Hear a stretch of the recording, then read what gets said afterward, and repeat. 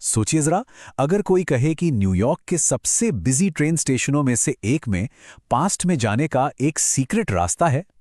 आज की कहानी चार्ली नाम के एक ऐसे ही आदमी की है जो ये दावा करता है कि ग्रैंड सेंट्रल स्टेशन पर एक तीसरा छिपा हुआ लेवल है।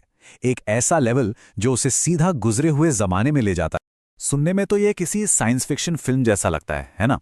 लेकिन हमारी कहानी का जो हीरो है चार्ली, वो पूरे यकीन से कहता है कि ये सच है।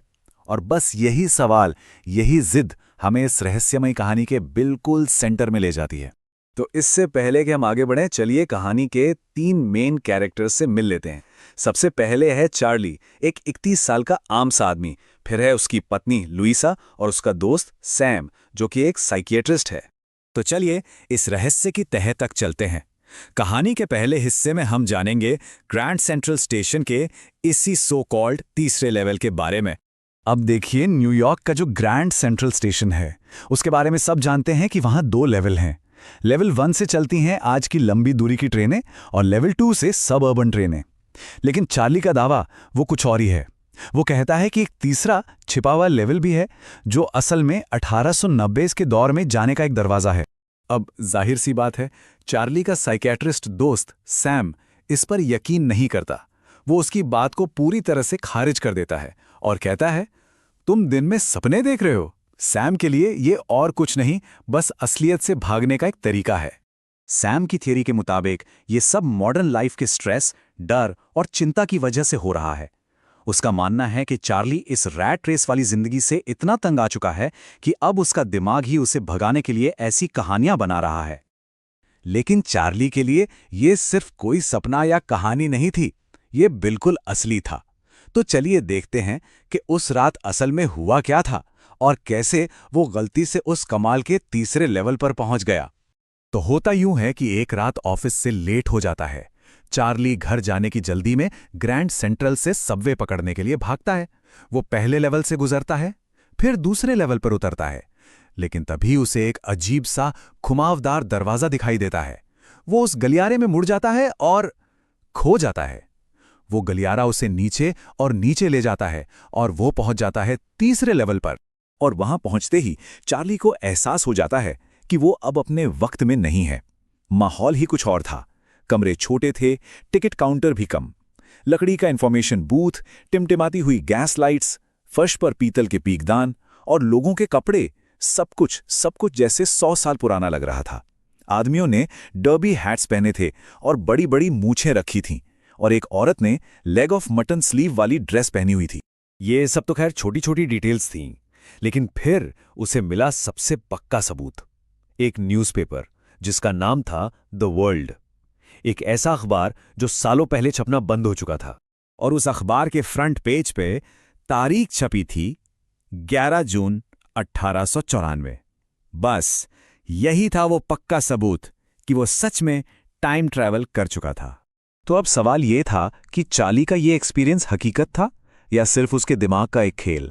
और यहीं पर कहानी उस मोड़ पर आती है जहां चार्ली की पास्ट में भाग जाने की इच्छा और उसकी असलियत के बीच की टक्कर दिखाई देती है। और यहीं कहानी की मेन थीम सामने आती है, एस्केपिज्म, यानी पलायनवाद। एक तरफ है चार्ली की आज की दुनिया स्ट्रेस, टेंशन और इनसिक्योरिटी से भरी हुई, और दूसरी तरफ है 1894 का गेल्सबर्ग, इलिनॉय, जहां शांति है, सुकून है, एक सिंपल सी जिंदगी है और लंबी आरामदेह शामें हैं। यही वो दुनिया है जहां चार्ली पहुंचना चाहता है।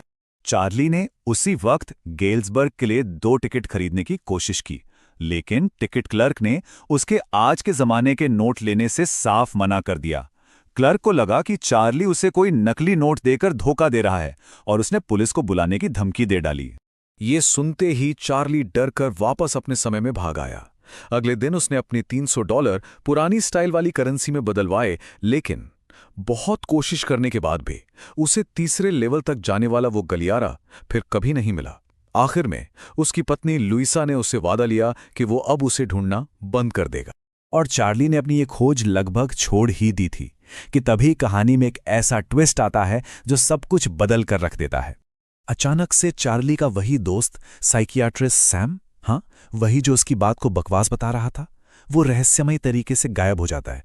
किसी को नहीं पता कि वो कहाँ गया, और बस इसी घटना से चार्ली का तीसरे लेवल पर विश्वास फिर से जाग जाता है। अब कहानी का क्लाइमैक्स समझने के लिए एक चीज समझनी होगी जिसे कहते हैं फर्स्ट डे कवर। यह स्टैम्प कलेक्शन से जुड़ी एक चीज है। होता यह है कि जब भी कोई नया स्टैम्प रिलीज होता है तो कलेक्टर्स उसे पहले ही दिन एक लिफाफे पर लगाकर खुद को ही पोस्ट कर देते हैं। इस पर जो डेट की मोहर लगती है वो सबूत होता है कि यह स्टैम्प रिलीज के पहले ही दिन खरीदा गया था। एक रात अपना स्टैम्प कलेक्शन देखते देखते चार्ली को एक ऐसा ही फर्स्ट डे कवर मिलता है जो कि नामुमकिन था। क्यों? क्योंकि उसे 18 जुलाई 1894 को गेल्सबर्ग से मेल किया गया था, मतलब सीधा पास्ट से। और उस लिफाफे के अंदर एक चिट्ठी थी, एक ऐसी चिट्ठी जो इस पूरे रहस्य से पर्दा उठाने वाली थी। वो चिट्ठी सैम की थी और उसमें लिखा था, चार्ली तुम सही थे, तीसरा लेवल सच में मौजूद है और मैंने उसे ढूंढ लिया है। बस ये एक लाइन चार्ली की हर बात को सच साबित करने के लिए काफी थी। चिट्ठी में सैम आगे बताता है कि वो 2 हफ्तों से गेल्सबर्ग की शांत जिंदगी जी रहा है। वो वहां लोगों को गाते और पियानो बजाते हुए सुनता है और लाइफ को एंजॉय कर रहा है। वो चार्ली और लुइजा को भी हिम्मत देता है कि वो तीसरा लेवल ढूंढते रहें और उसके पास आ जाएं। चिट्ठी से यह भी इशारा मिलता है कि सैम ने अपने $800 से वहां शायद भूसे और अनाज का बिजनेस शुरू कर लिया है। जाहिर है 1894 में किसी को साइकेट्रिस्ट की क्या जरूरत पड़ती। और बस उस दिन के बाद से चार्ली और उसकी पत्नी दोनों मिलकर उस गलियारे को ढूंढ रहे हैं जो उन्हें तीसरे लेवल तक यानी सैम के पास ले जा सके। तो आखिर में ये कहानी हमें एक सवाल के साथ छोड़ जाती है। सैम, जिसने पहले तो चार्ली को वहमी बताया और फिर खुद ही उस दुनिया में भाग गया, क्या उसने एक सच्चे दोस्त का फर्ज निभाया? ये सवाल दोस्ती, यकीन और मॉडर्न लाइफ के प्रेशर पर सोचने के लिए मजबूर कर देता है। भारी किताबों को पॉडकास्ट में बदलें। स्मार्ट लर्निंग और संक्षिप्त विवरण के लिए पॉड स्टडी को सब्सक्राइब करें।